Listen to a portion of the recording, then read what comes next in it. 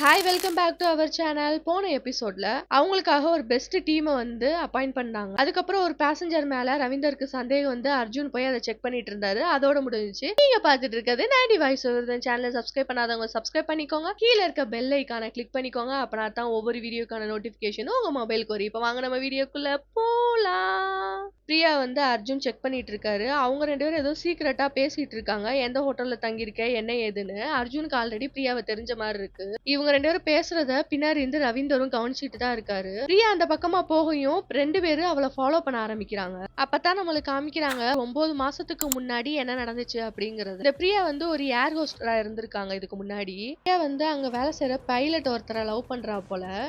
பிளைட்ல இருந்து எல்லாரும் கீழே இறங்கி எல்லாத்தையும் செக் பண்ணிட்டு வெளியே வராங்க. அப்பதான் அர்ஜுன் வராரு. வந்து அந்த பிரியா கிட்ட போயிட்டு உங்களுக்கு டாக்ஸி வராது, நீங்க கொஞ்சம் என் கூட வாங்க, உங்களை செக் பண்ண வேண்டியது இருக்குன்னு கேட்கவே என்ன ஆச்சு என்ன பிரச்சனைன்னு கேக்குறா. அப்பதான் அர்ஜுன் சொல்றாரு, சரி நீங்க கோல்டு அவங்க உடம்புல வச்சு கடத்துறதா எங்களுக்கு இன்ஃபர்மேஷன் செக் பண்ணணும் அப்படின்னு சொல்லி அவளை கூட்டிட்டு போய் செக் பண்ணா உண்மையிலேயே அவ கோல்டு பாரை வந்து அவ ட்ரெஸ்ஸுக்குள்ள வச்சு கடத்தி கொண்டு வந்திருக்கா. அதை வந்து அர்ஜுன் கண்டுபிடிச்சிட்டாரு. எதுக்கு இந்த மாதிரி கோல்டை கடத்துறீங்க அப்படின்னு கேட்கும் போதுதான் அவ சொல்றா, என்னோட வருங்கால ஹஸ்பண்டும் நானும் சேர்ந்து மும்பைல வீடு வாங்கலாம்னு யோசிச்சுட்டு இருக்கோம். ஆனா நாங்க வாங்க சேலரியில அதை பண்ண முடியாது, அதனாலதான் அந்த கோல்டை கடத்துறேன் அப்படிங்கிற மாதிரி சொல்றா. நீங்க சொல்றீங்களா அந்த வருங்கால கணவர், அவருக்கு ஆல்ரெடி கல்யாணம் ஆயிருச்சு. இந்த போட்டோவை பாருங்க. ஒய்ஃப் ஹஸ்பண்ட் அப்புறம் 2 பிள்ளைங்களோட ஒரு டாகோட ஒரு வீட்டுல வாழ்ந்துட்டு இருக்காரு. இந்த மாதிரி கல்யாண ஆசையை காமிச்சுதான் வந்து பல ஏர் ஹோஸ்டர்ஸ் இந்த தொழில வந்து அவர் பண்ண வைக்கிறாரு. அதுல நீங்க வந்து 4வது ஆளு அப்படின்னு சொல்லி அர்ஜுன் சொல்லும் போதுதான் எனக்கு தெரியுது, ஐயோ நம்ம வந்து ஏமாந்துருக்கோம், இவன் இத்தனை நாள் நம்மளை ஏமாத்தி இருக்கான் அப்படின்னு சொல்லிட்டு அதை நினைச்சு அவர் ரொம்பவே அழுகுறா. அப்ப அர்ஜுன் வந்து ஒரு ஆஃபர் கொடுக்குறாரு. வந்து எனக்கு அவனை பிடிக்கிறதுக்கு ஹெல்ப் பண்ணீங்க அப்படின்னா இது எதுவுமே நடக்காத மாதிரி எப்பயும் போல அவங்க வேலையை கண்டினியூ பண்ணலாம் சொல்ல அவளும் ஓகே நான் அதுக்கு வந்து ஹெல்ப் பண்றேன் அப்படின்னு சொல்லிட்டா. அதுக்கப்புறம் பேங்காக்ல ஃபிளைட் வந்து லேண்ட் ஆகுது. ஏர் ஹோஸ்டர்ஸ்க்கு எல்லாத்துக்கும் ரூம் போட்டு கொடுப்பாங்க. அதே மாதிரிதான் அவ ரூம்ல ஸ்டே பண்ணிருக்கும் போல அந்த ரூமுக்கு இந்த லவ் பண்ற பையன் வந்து கோல்ட கொடுக்குறான். சரி இதுல 5 இருக்கு, கவனமா மறைச்சு வச்சு கொண்டு வந்துருன்னு சொல்லையா அவ எனக்கு டேட் அப்படின்னு சொல்றா. சரி இது பேங்காக்கு நான் போய் சுத்தி பாக்குறேன் அப்படின்னு சொல்லிட்டு அங்க வந்து கிளம்பிடுறான். அதுக்கப்புறம் ஃபிளைட்டும் மும்பைல லேண்ட் ஆகுது. எல்லா செக்கிங்கும் பண்ற மாதிரி இவன் பேக்கையும் செக் பண்றாங்க. பார்த்தா இவனோட பேக்ல கோல்டு இருக்கிறத கண்டுபிடிச்சிட்டாங்க. என்னோட கோல்டு கிடையாது சார்னு சொல்லிட்டு இருக்கான். அப்பதான் பிரியாவை பார்த்தா இதுக்கு முன்னாடி என்ன நடந்துச்சுன்னா ஹோட்டல் ரூம்ல இவன் பேக் இருக்கும் போல இவளை மறைச்சு வைக்க சொல்லியிருந்த கோல்ட இவனோட சூட்கேஸ்லயே அவ வந்து மறைச்சு வச்சு அவனை மாட்டி விட்டுட்டா. அதுக்கப்புறம் அவனையும் அரெஸ்ட் பண்ணிட்டாங்க. ரெண்டு பேரும் இப்படித்தான் மீட் பண்ணி பழகிருக்காங்க. அர்ஜுனும் பிரியாவும் ரெண்டு பேரும் ஒரு ஹோட்டல்ல உட்காந்து பேசிட்டு இருக்காங்க. என்ன பயந்து போயிட்டியா, உனக்கு ஏதாவது ஆயிருமா அப்படின்னு சொல்லிட்டு கேட்கும் போதுல இல்ல நீங்க இருக்கும் போல எனக்கு என்ன பயம். இந்த இடத்துல பார்த்தா இவங்க ரெண்டு பேரும் லவ் பண்ற மாதிரி தான் காமிக்கிறாங்க. ஏதோ சொல்லணும்னு நினைக்கிறீங்க, அதை கொஞ்சம் சொல்லுங்களேன்னு கேட்கும் போதுலதான் அவன் சொல்றான், அல்டேரால வந்து கோல்டு ஸ்மக்லிங் வந்து நடக்குது, அதுக்குள்ள நீ போய் ஸ்பையா எனக்கு வேலை பார்க்கணும், உன்னால பண்ண முடியுமா அப்படின்னு சொல்லி கேக்குறாரு. என்னால பண்ண முடியும்னு சொல்லிட்டு தானே என்கிட்ட கேக்குறீங்க, அதுல ஆனா கொஞ்சம் ரிஸ்க் அதிகம், எவ்வளவு ரிஸ்கா இருந்தாலும் பரவாயில்ல, நீங்க தான் இருக்கீங்களே என்னை காப்பாத்துறதுக்குன்னு சொல்லிட்டு தான் இவ ஒரு ஸ்பையா மாறி இருப்பா இவனுக்காக. அப்படியே இந்த பக்கம் அல்டீரால காமிக்கிறாங்க. வேலை வந்து கொடுக்குற கன்சல்டன்சி வச்சிருக்கான். வெளியே பாக்குறதுக்கு தான் கன்சல்டன்சி, ஆனா வேலை தேடுறவங்க எல்லாம் பிடிச்சு கடத்தல் தொழில் பண்ண வைக்கிற கிளியா மாத்திடுவான் இந்த அண்ணா. இதுதான் இவனோட வேலை. அண்ணாக்கு ரைட் ஹேண்டு சுரேஷ், இன்னொருத்த வந்து ராகுல். இவங்க ரெண்டு பேரும் தான் அந்த இடத்துல மெயின். நீ வந்து ராகுல் மூலியமா தான் அந்த கூட்டத்துக்குள்ள போக முடியும் அப்படின்னு சொல்லி பிரியாக்கு எக்ஸ்பிளைன் பண்ணிட்டு இருக்காரு.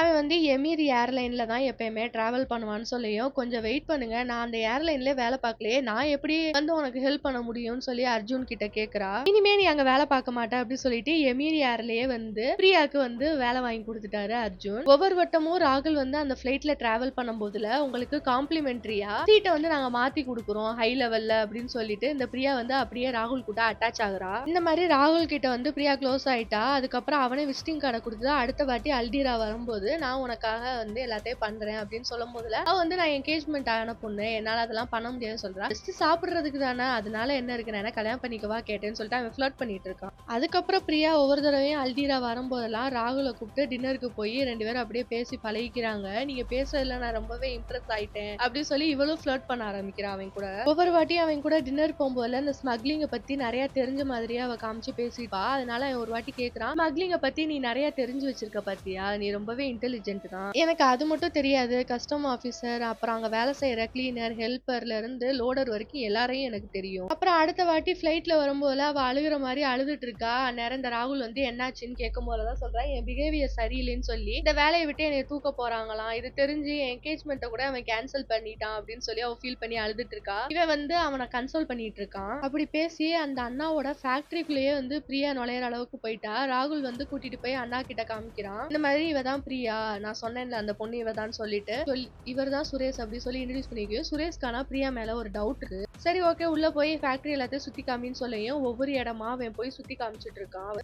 இந்த மாதிரிதான் பிரியா வந்து அவங்க கேங் அவளும் அந்த இடத்துல ஒரு ஆளாவே மாறி. அப்புறம் இப்ப என்ன நடக்குதுங்கிறத காமிக்கிறாங்க. அவ ஏர்போர்ட்ல இருந்து வந்தால, அப்ப 2 பேரும் ஃபாலோ பண்ணிட்டு இருந்தாங்கல்ல, அவங்க கிட்ட இருந்து தப்பிச்சு அவ ஹோட்டல் ரூம்ல இருந்து வெளியே வரா. வந்து அர்ஜுனை தான் பாக்குறதுக்காக வர்றா. அப்பதான் அவ சொல்றா, எனக்கே தெரியாம 2 பேரும் என்னை ஃபாலோ பண்றாங்க, லூசுத்தனமா பண்ணிட்டு இருக்காங்கன்னு சொல்லிட்டு 2 பேரும் கார்ல ஏறி ஒரு எம்டி பில்டிங்க்கு வராங்க.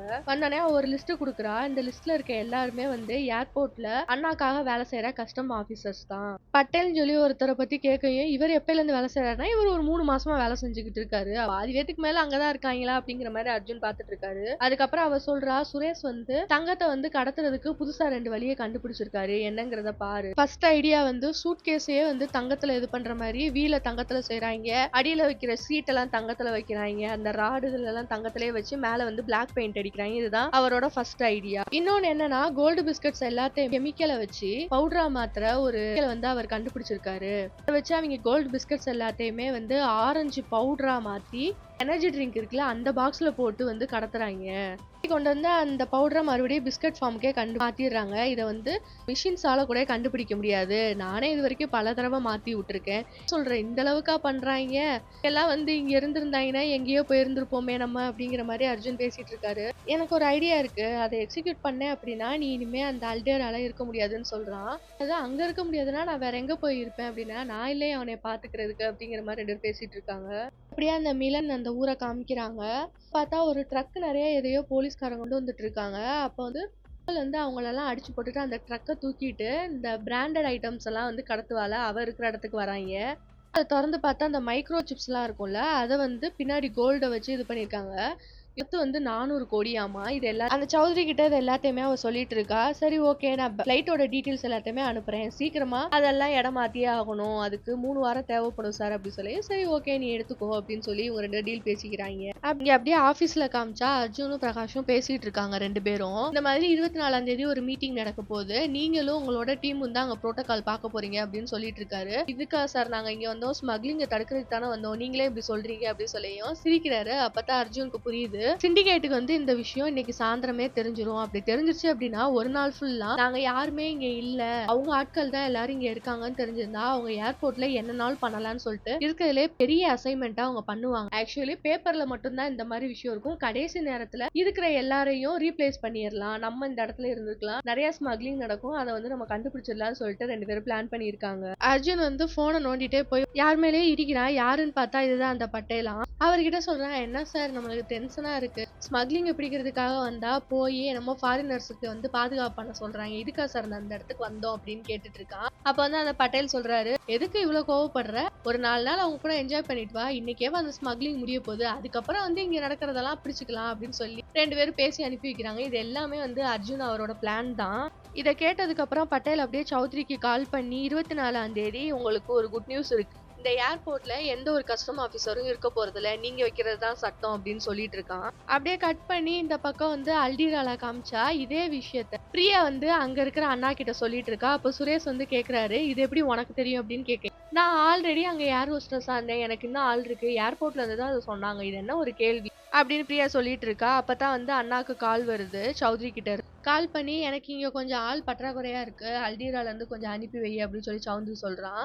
சரி ஓகே அப்படின்னு சொல்லிட்டு 3 வாட்ச் அனுப்புறேன், எப்படி அதை வந்து டிரான்ஸ்போர்ட் பண்ணுவேன் அப்படின்னு கேட்கும்போது சுரேஷ் சொல்றாரு, பைலட் குரூப் இருக்குல்ல அவங்கள வச்சு நான் அதை பண்ணிடுறேன்னு சொல்லி, சரி ஓகே பண்ணிடு அப்படின்னு சொல்லிட்டு போனை கட் பண்ணிட்டான் சௌத்ரி. அதுக்கப்புறம் அண்ணா சொல்றான், அவ சொல்றதெல்லாம் உனக்கு புரியுதா, அவ சொல்ற பிளானை வந்து நம்ம கண்டிப்பா வந்து பண்ணலாம் அப்படின்னு சொல்லி அண்ணாவும் இந்த விஷயத்த நம்புறான். அவ ஒரு பிளான் சொல்றா, மொத்தம் 9 டொமஸ்டிக் ஃபிளைட்ல 20 கிலோ வந்து தங்கம் கொண்டு போனோம், அதுவே 180 கிலோவா ஆயிப்போச்சு. மிச்சம் 320 கிலோவை மொத்தம் எத்தனை பேர் உங்ககிட்ட இருக்காங்க கேட்க, 61 பேரு, 41 பேரை வச்சு நான் மேனேஜ் பண்ணிக்கிறேன், மிச்சம் இருக்க 20 பேரை வச்சு நீங்க மேனேஜ் பண்ணிக்கோங்க, இதுதான் பிளான், மொத்தம் 500 கிலோ வந்து ஒரே நாள்ல நம்ம டிரான்ஸ்ஃபர் பண்ணிடலாம், அவங்களோட டீட்டெயில்ஸ் எல்லாம் எனக்கு வேணும்னு சொல்லி பிரியா சொல்றா. சுரேஷ் வந்து டவுட்டா கேட்கிறாரு, எதுக்கு இது இவ்வளவு ரிஸ்க் எடுத்து பண்ணணும், இது ரொம்பவே ரிஸ்க் அப்படி சொல்லி நம்ம இந்த ரிஸ்க் எடுத்துதான் ஆகணும்னு சொல்றாங்க. அப்புறம் அந்த 61 பேரோட லிஸ்ட்டை வந்து பிரியா வாங்கிக்கிறா.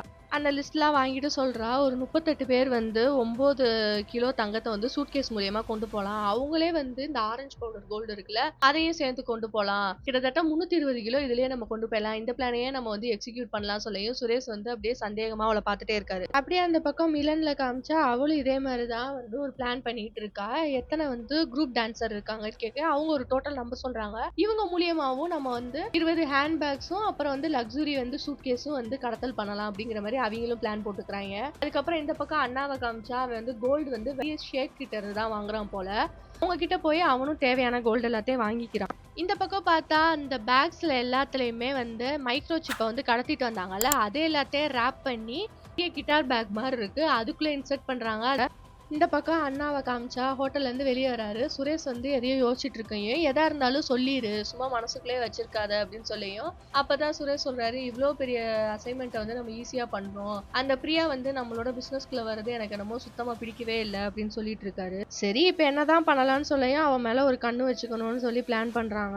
அப்படியே கட் பண்ணி இந்த பக்கம் இவங்க 3 பேரையும் காமிச்சா, அர்ஜுன், ரவீந்தர், மித்தாலி 3 பேரும் உட்காந்து பேசிட்டு இருக்காங்க.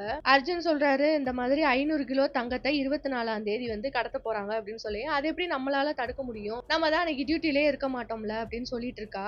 அது வந்து எல்லாத்துக்கும் தெரிஞ்சது. பட் ஆனா பிரகாஷ் சார் வந்து அன்னைக்கு எல்லாத்தையுமே மாத்திருவாரு. ஃபுல் அண்ட் டியூட்டில நம்ம தான் இருக்க போறோம். இந்த பிளான்னால அடுத்து இன்னும் கொஞ்ச நாளைக்கு சின்ன சின்ன ஸ்மக்லிங் எல்லாத்தையுமே நம்ம விட்டுறணும். அப்பனா தான் இந்த பிளான் வந்து நம்மளுக்கு வந்து சக்சஸ் ஆகும் அப்படின்னு அர்ஜுன் பிளான் போட்டுட்டு இருக்காரு. இந்த 24ஆம் தேதிக்காக அந்த கோல்டு அசைன்மெண்ட், அப்புறம் அந்த வாட்சை கடத்துறவங்க, அப்புறம் இந்த லக்ஸுரி பேக்ஸ், மைக்ரோ சிப்ஸ் இவங்க எல்லாருமே வந்து வேக வேகமா வேலையை பார்த்துட்டு இருக்காங்க. அர்ஜுனும் பிரியாவும் பேசிட்டு இருக்காங்க போன்ல. வந்து எல்லா டீடைல்ஸையுமே வந்து 58 பேர் இங்க இருந்து வராங்க. டொமஸ்டிக் ஃபிளைட்ஸ்ல 9 பேர் வராங்க. பிளான் எல்லாத்தையுமே வந்து அர்ஜுன் கிட்ட சொல்லிட்டா. நீ வந்து டைரக்டா அங்க இருந்து கிளம்பி வந்துரு. இதுக்கு மேல உனக்கு அங்க வேலை கிடையாது. நான் உன்னை மும்பைல மீட் பண்றேன் அப்படின்னு சொல்லிட்டாரு. மும்பைக்கு கிளம்புறதுக்காக பிரியா வந்து எல்லாத்தையும் பேக் பண்ணிட்டு இருக்கா. நேரம் ராகுல் வரான் ரூமுக்கு. என்ன எங்கேயும் கிளம்பிட்டியா அப்படின்னு கேக்குறான். இல்ல நான் எங்கேயும் கிளம்பல. 2-3 நாளா அந்த வேலையினால நான் ஜிம்முக்கு போல. அதனால போகலான்னு பார்த்தேன். கிளம்பிட்டு இருக்கேன் அப்படின்னு சொல்றா. வந்து சரி ஓகே அண்ணா ஒரு அர்ஜென்ட் மீட்டிங் கூப்பிட்டாரு வா போகலாம் அப்படின்னு சொல்லி அவளை கூப்பிடுறா. இவளுக்கு என்ன பண்றதுனே தெரியல. ஓகே நான் பேக் எடுத்துட்டு வந்துடுறேன் அப்படின்னு சொல்லிட்டு உள்ள போய் பாஸ்போர்ட்டை மட்டும் வச்சு எடுத்துட்டு அங்க இருந்து கிளம்பிட்டாங்க 2 பேரும் கார்ல. போயிட்டு இருக்கும் போல ஒரு விதமான பதட்டத்துல வாட்ச பார்த்துட்டே இருக்கா. அப்ப அவன் சொல்றான், அண்ணா உனக்கு போனஸே கொடுக்க போறாரு பாத்துட்டே இரு அப்படின்னு சொல்லிட்டு பேசிட்டு வந்துட்டு இருக்கான். இன்டர்நேஷனல் ஃபிளைட்ஸ் எல்லாமே டொமஸ்டிக் ஃபிளைட்ஸா மாறுதுல, இந்த ஐடியா உன்னோடதா இல்ல வேற யாரும் உனக்கு சொல்லி கொடுக்குறாங்களா அப்படின்னு சொல்லி கேக்குறான் ஒரு டவுட்ல. எனக்கெல்லாம் யாரும் சொல்லி கொடுக்கறதுக்கு அப்படின்னு சொல்லி அவ சொல்றா. அவன் இருந்துட்டு ஏதாவது கஸ்டம் ஆபீசர் சொல்லியிருக்கலாம்ல அப்படின்னு சொல்லி அவளுக்கு பதட்டம் அதிகமாயிருச்சு.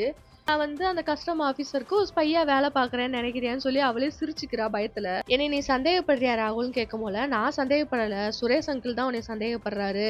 இன்னைக்கு வந்து அந்த டீல் முடியற வரைக்கும் உன் கூடயே என்னை இருக்க சொல்லியிருக்காரு அப்படி சொல்லி கூட்டிட்டு போயிட்டு இருக்கான். திடீர்னு 2 போலீஸ் வண்டி வந்து அவங்க காருக்கு முன்னாடி நிக்குது. அவன் அந்நேரம் அண்ணாக்கு கால் பண்ணி இந்த மாதிரி போலீஸ் கார் வந்து எங்களை மறிக்குதுன்னு சொல்லிட்டு இருக்கான். அப்பயே போலீஸ்காரங்க எல்லாம் வெளியே நீ வான்னு சொல்லி வெளியே இழுத்துறாங்க. காரை செக் பண்ணி பார்த்தா ஏதோ ஒரு ட்ரக் இருக்கு. அதனால இவங்க 2 பேரையும் அரெஸ்ட் பண்றாங்க. அவ சொல்லிட்டு இருக்கா, இது ஒண்ணு என்னோட கார் கிடையாது சார் அப்படின்னு சொல்லிட்டு. ஆனா இவள ஒரு கார்லயும் அவனை வேற ஒரு கார்லயும் ஏத்திட்டு அங்க இருந்து கிளம்புது. இந்த எபிசோட் இதோட முடியுது. அடுத்த எபிசோட்காக வெயிட் பண்ணுங்க. Bye guys.